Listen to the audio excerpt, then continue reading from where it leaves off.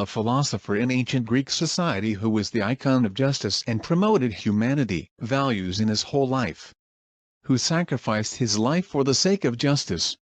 Hello viewers, I'm Jason Edward. Welcome back to the Tea Time Story.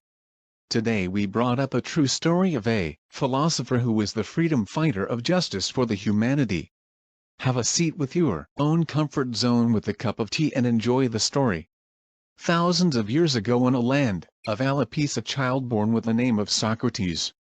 Socrates was the only child from his parents. Alapis was an astideme of the city of Athens, but located exterior to the city wall of Athens.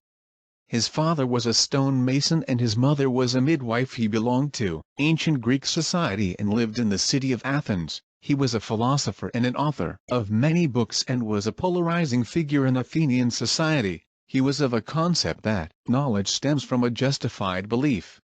Although he relies on his senses in order to have an acceptable conclusion based on his true premises, which in simple words means knowledge comes from perception of the senses.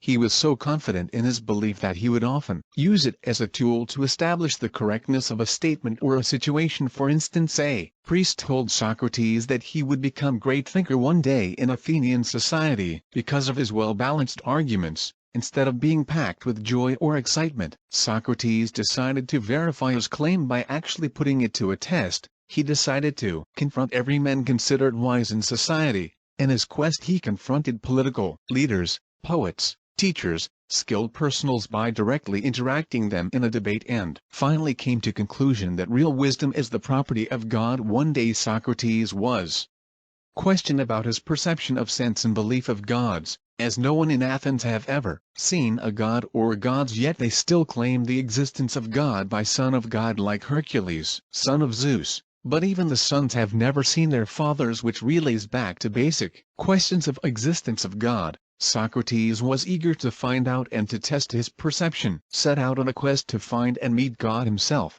he embarked on a long journey and many years later returned to Athens. Finally, upon his arrival he had the answer, but a shocking one. To the people of Athens he said there is one God only. This came as a shock to people of Athens who at the time believed in multiple deity. Greek society had a god dedicated for every other affair at the time. For instance, god of sky, god of wind, even city gates had a god dedicated for its protection. Socrates' findings were never going to get fit in Athens society. The people of Athens then asked, what made you go against our gods whom we and our fathers and their forefathers have worshipped? Socrates replied with firm tone, when I set out on my quest to find and meet at least one god so that I can prove their existence, I was the only one to do so. None of you even tried to find God as I did. So I am the only one amongst you who have a legitimate answer to your question. Now listen to me very carefully and do not interrupt me in my speech. People of Athens, I made journey across the land, sea, mountains, desert and rivers. I met people of higher rank in society and those who were of ordinary. I have talked with commanders of army and leaders of the state. I had shared my meal with farmers and servants. I have been through harshness of cold weather and drenched in sweat during summers just to find the gods and to quench thirst of my senses. Instead, what I found was far more great than what an ordinary man could understand. I found that crops grow in a season dedicated for them. I saw sun rays and set in a direction and time allotted to them, and they are never late. I felt warm breeze flow at specific time of year, and then it was followed by cold winds. This pattern never changed. I saw weather follow each other in a pattern and time period. The river follow its own track and have its own destination and time slot. I saw people live their time and leave this world, and one day every one of us will. And now I ask you all, if it was work of multiple deity, wouldn't the pattern of day and night, summer and winter, rain and famine, life and death would be disturbed if gods of respective deity would start fighting each other?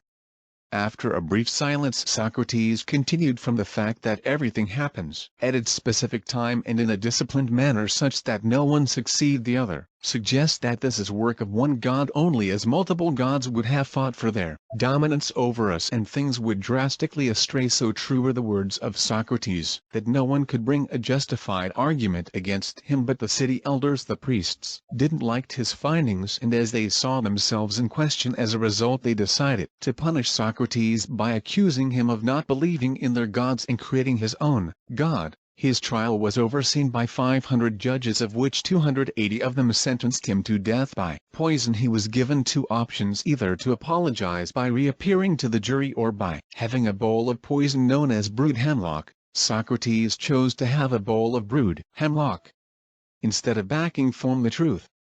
Socrates' last words: "Today I am dying, but I know you people will never choose the right path. But listen, I lived with honor and I will die with it. In my whole life I stood with justice and I am standing with the blessings of justice. I never disgrace my blood. And now I will choose death over life. My death will always be remembering in the minds of dignified people.